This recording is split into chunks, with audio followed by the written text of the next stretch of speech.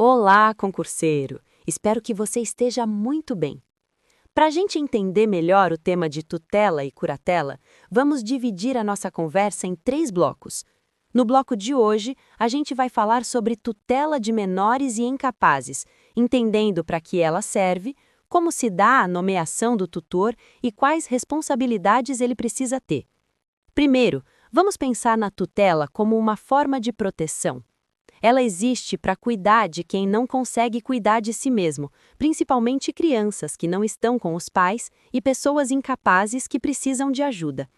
Já imaginou uma criança cujo pai ou mãe faleceu e não tem ninguém para assumir a responsabilidade? É aí que entra o tutor. O juiz vai nomear alguém de confiança para garantir que essa criança tenha cuidado, educação e estabilidade. E o que o juiz leva em conta na hora de escolher esse tutor? Sempre o interesse da criança. Não é só uma pessoa da família qualquer, mas alguém que tenha condições de oferecer segurança e atenção. Por exemplo, se temos 2 tios, um que tem tempo e condições de cuidar bem da criança e outro que não tem disponibilidade nem estabilidade financeira, qual você acha que o juiz vai escolher? Exatamente, o que oferece mais segurança e cuidado.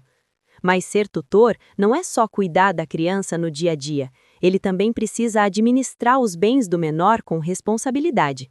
Isso quer dizer que não dá para usar o dinheiro da criança para coisas próprias.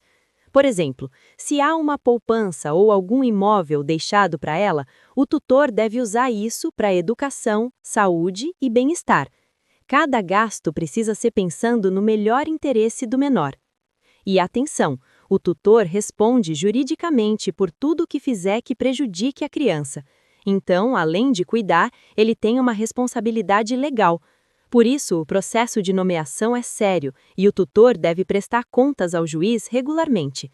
Pense nisso como um trabalho que exige cuidado duplo: cuidar da pessoa e cuidar do patrimônio. Outro detalhe importante é que a tutela não dura para sempre. Ela pode ser modificada ou encerrada pelo juiz. Por exemplo, quando o adolescente atinge certa idade e começa a ter mais autonomia, a forma como a tutela é exercida pode mudar. O objetivo é sempre proteger e preparar a pessoa para a vida independente.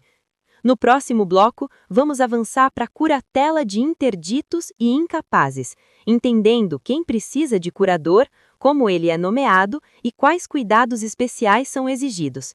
Vamos seguir vendo como a lei protege quem precisa de ajuda, sempre com exemplos do dia a dia para facilitar o entendimento. Vamos continuar nossa conversa sobre tutela e curatela, agora falando da curatela de interditos e incapazes. Assim como a curatela serve para proteger quem precisa, mas aqui o foco são pessoas maiores de idade que, por algum motivo, não conseguem cuidar totalmente da própria vida. Pode ser por doença, deficiência mental ou alguma condição que limite a tomada de decisões. Você já imaginou como algumas pessoas, mesmo adultas, podem precisar de ajuda para administrar sua vida? Por exemplo, pense em alguém que tem uma doença que afeta a memória ou o julgamento.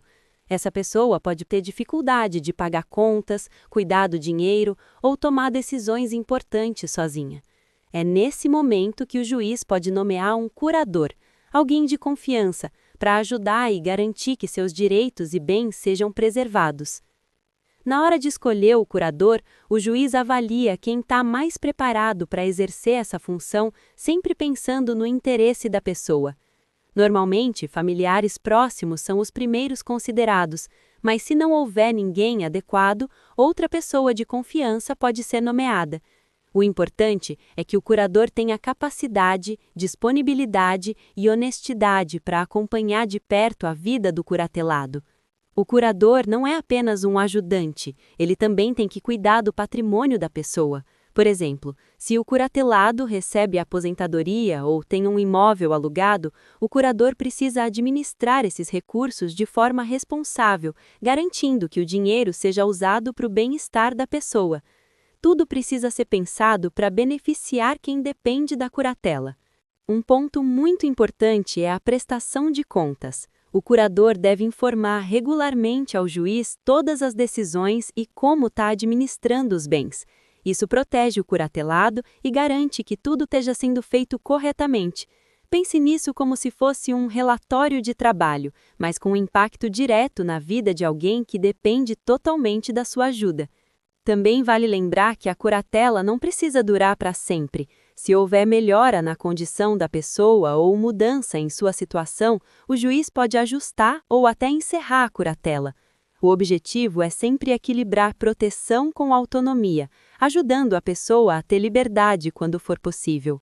No próximo bloco, vamos finalizar o tema falando sobre a nomeação e responsabilidades do tutor e do curador, detalhando como funciona a prestação de contas e todos os cuidados que garantem que essa proteção seja segura e eficaz para quem precisa. Chegando ao último bloco sobre tutela e curatela, vamos conversar sobre a nomeação e responsabilidades do tutor e do curador e também sobre como funciona a prestação de contas, que é essencial para garantir que a proteção seja efetiva. Quando o juiz nomeia um tutor ou curador, ele sempre pensa no interesse de quem precisa de proteção. Não é uma escolha aleatória ou apenas de um familiar. O juiz vai avaliar quem tem mais condições de cuidar da pessoa e dos seus bens de forma responsável. Por exemplo, imagine que dois parentes podem assumir a criança ou o adulto incapaz. Um tem tempo, paciência e estabilidade, e o outro não tem disponibilidade nem segurança financeira. Qual você acha que o juiz vai escolher? Exatamente, o que oferece mais segurança e cuidado. Depois de nomeado, o tutor ou curador tem duas funções principais.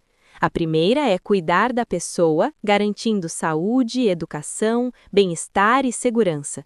A segunda é administrar os bens de forma cuidadosa. Por exemplo, se o tutelado ou curatelado tem uma poupança ou recebe algum benefício, o dinheiro precisa ser usado para despesas essenciais, nunca para interesses pessoais. Cada decisão deve ser pensada no melhor interesse da pessoa protegida. E sobre transparência, a prestação de contas é muito importante. O tutor ou curador precisa mostrar regularmente ao juiz como está cuidando da pessoa e administrando os bens. Isso não é burocracia, é proteção. Imagine que você precisa provar passo a passo que está cuidando bem de alguém que depende totalmente de você.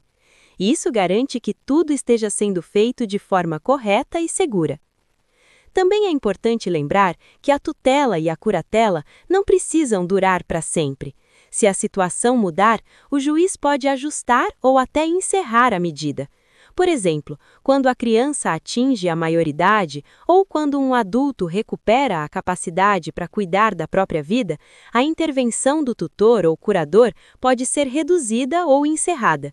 O objetivo é sempre equilibrar proteção e autonomia, permitindo que a pessoa se torne independente quando possível. Resumindo, tutor e curador têm um papel duplo: cuidar da pessoa e cuidar do patrimônio.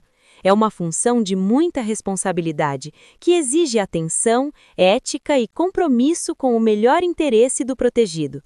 No dia a dia, isso significa planejar gastos, acompanhar necessidades, prestar contas e agir sempre pensando no bem-estar de quem está sob sua proteção.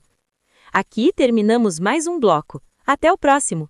Se gostou, inscreva-se, curta o vídeo e ative o sininho.